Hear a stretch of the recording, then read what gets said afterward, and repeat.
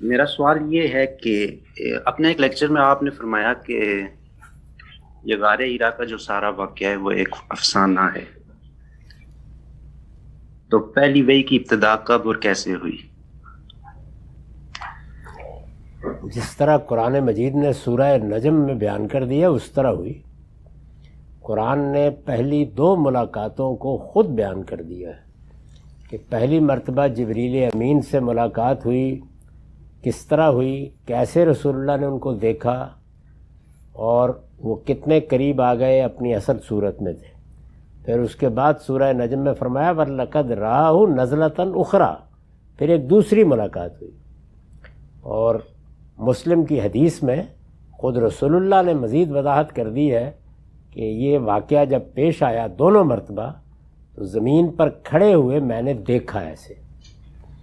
اور دیکھنے کی نوعیت کیا تھی وہ سب قرآن نے بیان کر دی۔ تو میرے نزدیک پہلی وحی کو جب قرآن مجید نے خود بیان کر دیا اور دوسری کو بھی بیان کر دیا ہے تو اس میں کسی اور طرف جانے کی ضرورت نہیں ہے۔ اب آپ پوچھیں گے کہ یہ کہاں ہوا واقعہ، تو مان لیجئے غار حرائی میں ہو گیا ہوگا،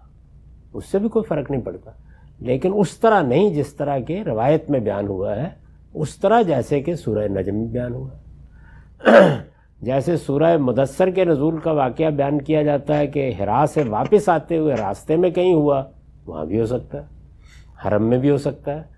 تو اس میں حرا میں جگہ کے لحاظ سے ماننے میں کوئی معنی نہیں ہے، اصل چیز وہ تفصیلات ہیں جو وہاں بیان کی گئی، وہ قرآن مجید قبول نہیں کرتا، اور روایت پر بھی بہت سے اعتراضات پیدا ہوتے ہیں۔ اگر آپ سورہ نجم میں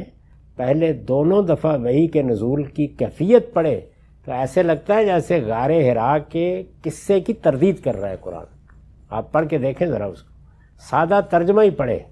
یعنی وہاں اضطراب ہے، پریشانی ہے، وہاں پر یہ ہے کہ کیا ہو گیا میرے ساتھ، کہیں مجھے لے جایا جائے، کمبل اڑا دیا جائے، اور قرآن کہتا ہے کہ آنکھ نہیں جھپکی، پوری طرح وہی عکس کی ہے، ما زاغ البصر وما طغیٰ، کوئی تردد نہیں پیدا ہوا،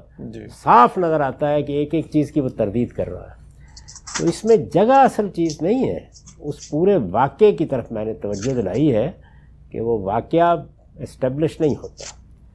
اس پر بڑا تفصیلی کام کر دیا ہے ہمارے ڈاکٹر شہزاد سلیم صاحب نے،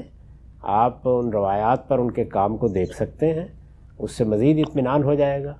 آخری چیز یہ رہ جاتی ہے کہ پھر پہلی وحی میں کیا چیز تھی جو نازل کی گئی، تو وہ بھی میں نے اپنی تفسیر میں بیان کر دیا ہے کہ وہ سورہ فاتحہ تھی، اسی کو ہونا چاہیے۔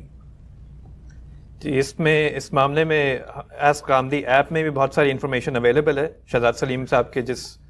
آرٹیکل کا یا جس کام کا ذکر کیا کامدی صاحب نے، وہ بھی اس کے بھی ریفرنسز ہیں، ہر چیز اویلیبل ہے، تو اگر آپ اس میں سرچ کر لیں تو آپ کو مل جائے گا، یا پھر آپ سوال پوچھ سکتے ہیں، ہم میں سے کوئی انشاءاللہ اس کو آپ کو شیئر کر دیں گے۔